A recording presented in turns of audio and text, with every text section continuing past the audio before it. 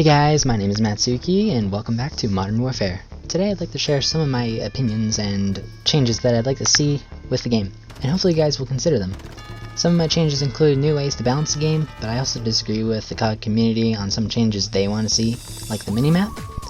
Stay tuned for more on that, and without further ado, let's begin the video. First up, I'd like to talk about some Perk Reworks. Modern Warfare already had some Perk Reworks in the past, and that has given me the idea to share some of my own reworks. The first perk I'd like to rework is Double Time. It's a little bit underpowered in my opinion, and a lot of other people's opinions, but I still do use it. Anywho, this perk lets you have longer attack sprint and it increases your crouch walk speed by around 30%. I would buff this perk by allowing players to reload faster. I know there's a weapon perk that already lets you reload faster, but it does cost you an attachment slot. Taking that into account, I would allow these perks to stack if you choose to run both. In all, this perk becomes more viable for a rushing playstyle, and that is what Modern Warfare needs a little bit more of. Next up, I have EOD, which actually has been pretty good in Warzone, but anywho, this perk lets you take reduced damage from explosives. That's good and all, but I think EOD should reduce a little bit more damage, especially in multiplayer. And I think in Warzone, it would be nice if EOD also reduced damage taken from a car or any other vehicle if it runs over you. I don't think a car should knock you instantly in Warzone if you don't get directly hit from it, at least. But what this perk would do is guarantee that you can stay alive from a car hit, as long as you're not getting directly hit from it.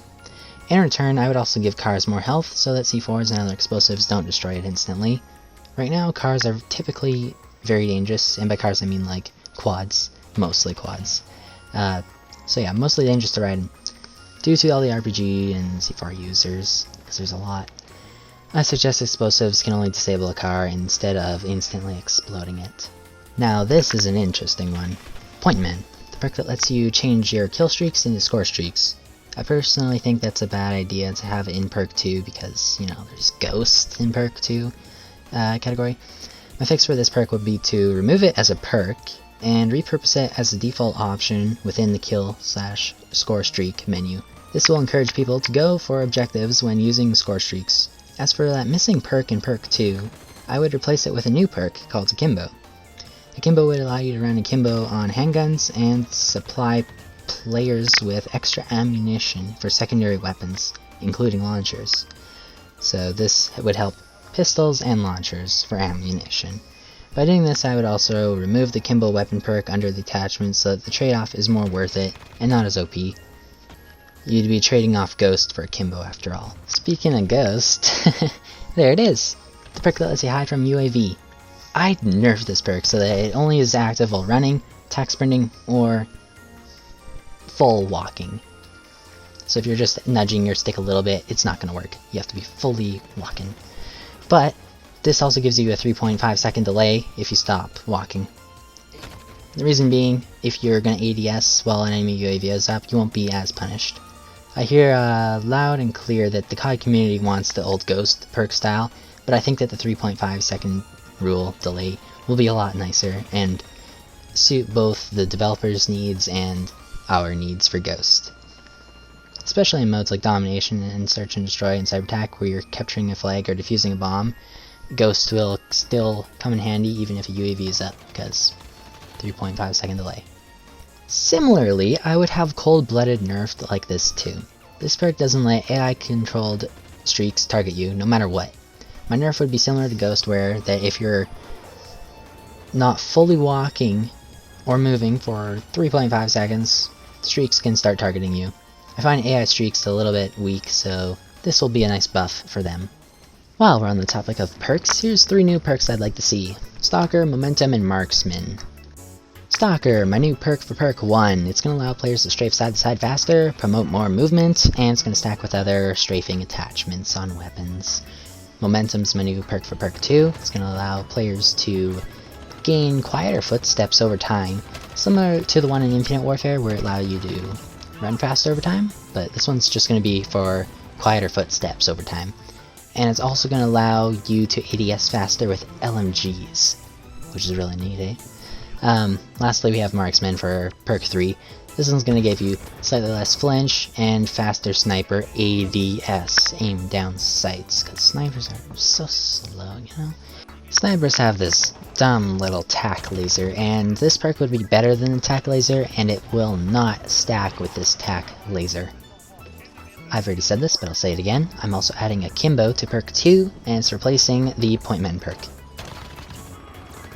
My next rework for the game involves officer challenges. As you can see here, on Season 3 I have one challenge left, but my reward for it is getting 3000 XP, as you can see in the top right kind of area there. And when I complete all the challenges, I get a new emblem. As seen in Season 2, I've completed all the challenges, and if we go over to Barracks, Identity, Emblems, there it is. Season 2, 10. It's an animated emblem. Now, I don't think this is enough as a reward, honestly. It does take up an emblem slot as well. It doesn't go beside your name or anything. I'd like it to go beside your name. But my point is, look how nice these look. Got a nice emerald. This one got a nice ruby for this season. What about if these were camos? Today in the store, I saw, I think it was this one, yeah. Night Machine Gun Charlie. Look at this nice ruby red variant. I think a nice ruby camo for this season could be this ruby red, just on the whole gun instead maybe. And that would make the officer challenges more rewarding instantly. And if Infinity Ward could also allow players who have completed the challenges from previous seasons to get different emblems, like Emerald. Last season, if you complete all the challenges, maybe we can get an Emerald camo as well. I don't know. I think it'd be a really nice reward, honestly. Now, I'm a guy who likes my games to look pretty. MW, beautiful. Modern Warfare weapon customization, not quite as much. We have no need to look any further than Ghost Recon Wildlands and Breakpoint to find a weapon gunsmith that looks fan-flippin-tastic. You're able to apply camos to the base of weapons as well as individual parts of weapons. You can make stunning, beautiful guns, in my opinion. Take a look at these beauties. Wouldn't that be awesome in Modern Warfare? Hell yeah, I think so. Speaking of weapon skins, what about actual skins in the shop? The 2400 CoD point ones in particular. That's a lot of money for one skin, and I know these skins come with some weapon variants too. Usually either 1 or 2 weapon variants, but then it's just loaded with stickers and shit.